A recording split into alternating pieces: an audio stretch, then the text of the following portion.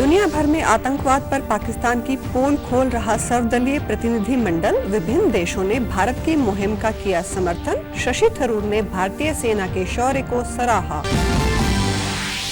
अमृतसर के मजीठा रोड पर हुए ब्लास्ट में नौजवान की मौत। डीआईजी सतेंद्र सिंह ने कहा, मामले की जांच जारी, जल्द करेंगे खुलासे। राज्यपाल और मुख्यमंत्री ने की विस्फोट की निंदा। और मुख्यमंत्री भगवंत सिंह मान ने मोहाली के सब रजिस्ट्रार कार्यालय का किया औचक निरीक्षण। नई शुरू की इजी रजिस्ट्रेशन योजना की प्रगति का लिया जायजा। बोले, जल्द ही पूरे प्रदेश में लागू करेंगे। नमस्कार, चंडीगढ़ से आपका स्वागत है। मैं हूं शैली तनेजा। अब समाचार विस्तार से।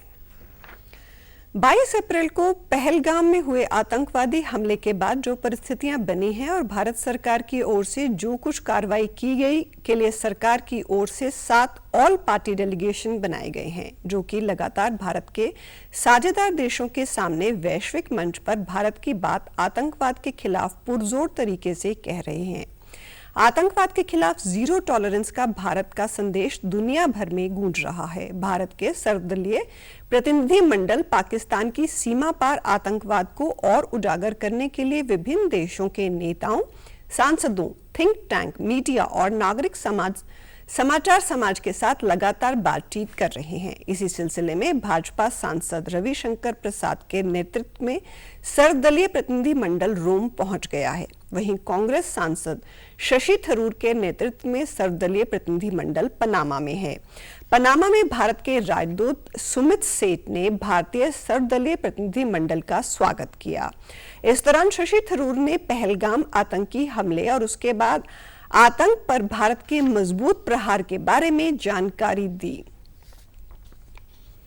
अमृतसर के मजीठा रोड पर धमाके में एक व्यक्ति जो कृषि आपूर्ति का सामान लेने आया था, उसकी मौत हो गई। अचानक से ये पदार्थ फट गया और वो घायल हो गए। अस्पताल में भर्ती करते हुए इस दौरान उनकी मौत हो गई।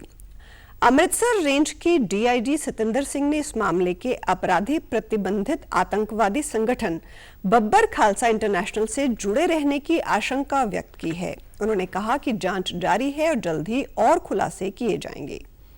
जिसके पास ये ब्लास्ट हुआ है, यही एक निशानी होती है। वो बता देते भी इस खंबे के पास आप जाएंगे तो आपको वो चीजें मिल जाएंगी। ऐसी अबेंडेंट जगह पे वो विस्फोटक सामग्री को रख देते हैं, चाहे वो ग्रेनेड हो या कुछ और फिर कोई उसको रिट्रीव करके आगे एक्शन करता है। तो ये भी उसी चीज का ही एक हिस्सा था। और जो मरने वाला है उसकी जेब से हमें काफी कुछ क्लू मिले हैं जो इस चीज के साथ टोटली लिंक करते हैं। तो हम आगे फर्दर इन्वेस्टिगेट करेंगे। तो उसके आगे इन्वेस्टिगेशन जो भी होगा हम आपको बताएंगे। पंजाब में ये बब्बर खालसा और ऐसे एक्टिव ही है, तो ये मोस्ट लाइकली बब्बर खालसा का ही ये एक्टिव मेंबर होगा। विस्फोट में मारे गए युवक की पहचान नितिन कुमार के रूप में हुई है, जो विकास नगर का निवासी है। 25 वर्षीय नितिन ऑटो चलाकर अपने परिवार का गुजारा करता था। परिवार के सदस्यों ने किसी आतंकवादी संगठन से जुड़े होने या उनके साथ काम करने के आरोपों को खारिज किया है। अमृतसर के नौशेरा गांव के पास हुए इस विस्फोट के बारे में पंजाब के राज्यपाल गुलाब चंद कटारिया ने कहा कि कुछ एजेंसियां जो हमेशा पंजाब में गड़बड़ी पैदा करने की कोशिश करती हैं, प्रशासन को ऐसे लोगों के खिलाफ सख्त कार्रवाई करनी चाहिए। पंजाब में अहम कानून को तोड़ने की कोशिश करने वालों को अनुकरणीय दंड देने का प्रयास किया जाना चाहिए। करने का प्रयास करती है, तो मैं सोचता हूँ कि जो प्रशासन है वो भी सख्ती से इसको निपट रहा है। लगभग सारे के सारे जो भी ऐसे लोग हैं उनको आइडेंटिफाई भी किया है। ये ठीक रहा कि कोई ज्यादा कहीं नुकसान अभी तक नहीं हुआ, लेकिन बार बार वो एक तरह से इस दिशा में अशांत करने का प्रयास। मुख्यमंत्री भगवंत सिंह मान ने अमृतसर के ग्रामीण जिले के नौशेरा गांव के पास विस्फोट की निंदा की है। पत्रकारों के बातचीत के दौरान उन्होंने कहा कि इस मामले की जांच जारी है और किसी भी दोषी को बख्शा नहीं जाएगा। जांच दे विच आऊगा वो तुहाडे सामने से। नशीली दवाओं और अवैध हथियार तस्करी नेटवर्क पर एक बड़ी कार्रवाई में anti narcotics task force border range Amritsar ने बुधवार को 3 ड्रग तस्करों को गिरफ्तार कर उनसे हथियार और गोला बारूद बरामद किया है। पंजाब के पुलिस महानिदेशक गौरव यादव ने बताया कि गिरफ्तार तस्करों की पहचान मनिंदरजीत सिंह उर्फ पीटर और लवजीत सिंह उर्फ राजा के रूप में हुई है। उन्हें अमृतसर के अटारी रोड स्थित शंकर ढाबे के पास गिरफ्तार किया गया। पुलिस ने उनके पास से 4 PX5 stamp pistol, 521 gram heroin, 7 magazine और 55 जिंदा कारतूस बरामद किए हैं। पंजाब के मुख्यमंत्री भगवंत सिंह मान ने कल दोपहर बाद मोहाली के सब रजिस्ट्रार कार्यालय का औचक दौरा करके नई लागू की गई इजी रजिस्ट्रेशन योजना की प्रगति का जायजा लिया। इस मौके पर उन्होंने कहा कि इस दौरे का उद्देश्य अधिकारियों में कमियां ढूंढना नहीं था, बल्कि सरकारी कार्यालयों में प्रक्रियाओं को और अधिक सुचारू बनाना है। ये दौरा इस महत्वपूर्ण परियोजना की प्रगति की समीक्षा के उद्देश्य से था, जिसका लक्ष्य लोगों के लिए संपत्ति पंजीकरण की प्रक्रिया को अधिक सुविधाजनक बनाना है। मुख्यमंत्री ने कहा कि ये योजना आत्मनिर्भरता को बढ़ावा देते हुए निजी डीड राइटरों पर निर्भरता को कम करती है और नागरिकों को अपने लेन देन का स्वतंत्र रूप से प्रबंधन करने की सुविधा देती है। इस योजना की सराहना करते हुए मुख्यमंत्री ने कहा कि 48 घंटों के भीतर रजिस्ट्री दस्तावेजों की पूर्व पड़ताल प्रक्रिया और अपॉइंटमेंट आधारित रजिस्ट्रेशन प्रणाली नागरिकों के लिए परेशानी को कम करते हुए पूरी प्रक्रिया को सुगम बनाती है। मुख्यमंत्री ने घोषणा की कि मोहाली में सफलतापूर्वक शुरू की गई इस योजना को जल्द ही पूरे राज्य में लागू किया जाएगा।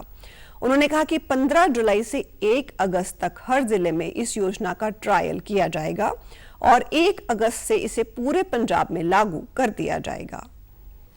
आज नहीं लगता ਤਾਂ ਦ੍ਰਿਸ਼ਟੀ ਹੋ ਜੂਗੀ। ਗਲਤ ਇਤਰਾਜ਼ ਨਾ ਕੋਈ ਲਾ ਦੇ ਮੌਕਾ ਪੈਦਾ ਕਰਨ ਲਈ ਕਰਪਸ਼ਨ ਦਾ। ਇਸ ਕਰਕੇ ਡੀਸੀ ਸਾਹਿਬਾ ਹਰ ਵਕਤ ਉਹਨੂੰ ਸਾਰਾ ਜਿਹੜਾ ਉਹਨਾਂ ਨੂੰ ਮੋਨੀਟਰ ਕਰਦੇ ਰਹਿਣਗੇ। ਜਿੰਨੀਆਂ ਰਜਿਸਟਰੀਆਂ ਹੋਣੀਆਂ ਨੇ ਅੱਜ ਉਹ ਸਾਰੀਆਂ ਦੀ ਮੇਰੇ ਕੋਲ ਵੀ ਰਿਪੋਰਟ ਆਊਗੀ। ਇਸ ਮੈਂ ਨੰਬਰ ਵੀ ਆਉਣਗੇ ਮੇਰੇ ਕੋਲ। ਮੈਂ ਕਿਸੇ ਨੂੰ ਵੀ ਰੈਂਡਮਲੀ ਫੋਨ ਕਰ ਸਕਦਾ ਕਿ ਤੁਸੀਂ ਅੱਜ ਉੱਥੇ ਕੋਰਟ 'ਚ ਗਏ ਸੀਗੇ ਤੇ ਕੋਈ ਪ੍ਰੋਬਲਮ ਤਾਂ ਨਹੀਂ ਆਈ, ਕਿਸੇ ਨੇ ਪੈਸੇ ਤਾਂ ਨਹੀਂ ਮੰਗੇ ਜਾਂ ਕੋਈ ਕਿਸੇ ਨੇ ਦਿੱਕਤ ਤਾਂ ਨਹੀਂ, ਉਹ ਮੈਂ ਵੀ ਕਰ ਸਕਦਾ। ਸੋ ਇਸ ਕਰਕੇ ਸਾਰਾ ਚੈੱਕ ਕਰੋ। राष्ट्रपति द्रौपदी मुर्मू ने राष्ट्रपति भवन में आयोजित सम्मान समारोह में 68 लोगों को पद्म पुरस्कारों से सम्मानित किया। ये अवार्ड कला, सामाजिक सेवा, सार्वजनिक मामलों, विज्ञान, इंजीनियरिंग, व्यापार, खेलों, दवाइयों और साहित्य शिक्षा समेत विभिन्न क्षेत्रों में प्रदान किए गए हैं। समाज के अलग अलग वर्गों क्षेत्रों से आने वाले इन नायकों ने अपने उत्कृष्ट कार्यों से समाज के लिए महत्वपूर्ण योगदान दिया। वर्ष 2025 के लिए कुल 139 हस्तियों को पद्म पुरस्कारों से सम्मानित किया गया। इसमें 7 पद्म विभूषण, 19 पद्म भूषण और 113 पद्मश्री शामिल हैं। पुरस्कार पाने वालों में 23 महिलाएं, 10 विदेशी नागरिक और 13 मरणोपरांत हस्तियां भी शामिल हैं। इस बार ये अवार्ड 2 हिस्सों में दिए गए हैं। पद्म पुरस्कारों के पहले चरण में 28 अप्रैल को महामहिम राष्ट्रपति द्रौपदी मुर्मू ने 71 विशिष्ट लोगों को पद्म पुरस्कारों से सम्मानित किया था। दूसरे चरण में मंगलवार को राष्ट्रपति ने एक युगल समेत 68 हस्तियों को पद्म पुरस्कारों से सम्मानित किया। इनमें 3 लोगों को पद्म विभूषण, 9 लोगों को पद्म भूषण और 56 लोगों को पद्मश्री से सम्मानित किया गया। हरियाणा के मुख्यमंत्री नायब सिंह सैनी ने पंचकुला में आयोजित योग महोत्सव में शिरकत की। इस दौरान उन्होंने आयुष योग सहायकों की सेवा के दौरान दुर्घटना में मृत्यु होने पर उनके परिजनों को अपने ऐच्छिक कोष से 3 लाख रुपए की आर्थिक सहायता प्रदान करने की घोषणा की।